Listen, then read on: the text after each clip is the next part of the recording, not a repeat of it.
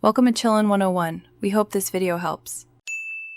You start by confirming your device version and where the image lives because Android skins differ. Once you know that, open Settings and go straight to Display or Wallpapers. You want to use the app that holds the photo, gallery, Google Photos, or files so you can pick it quickly. Tap Wallpapers or Lock Screen, then choose Select from Photos. This gets you into the cropping and preview step without extra navigation. Make sure permissions are allowed so the app can access images.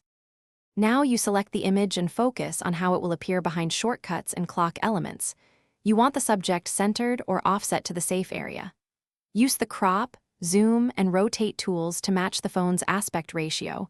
Many devices prefer 16:9 or the native ratio, and lock the crop when satisfied.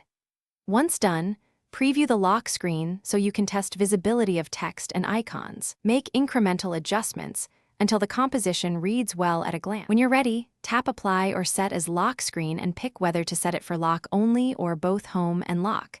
This commits the change immediately. If the wallpaper fails to appear, reboot the phone first, then clear the wallpaper or System UI cache. This often resolves display glitches. Also check device administrators and work profile policies because corporate rules can override custom lock screens. If those block it, contact your administrator or remove the policy. Thanks for watching. Consider subscribing if we helped you.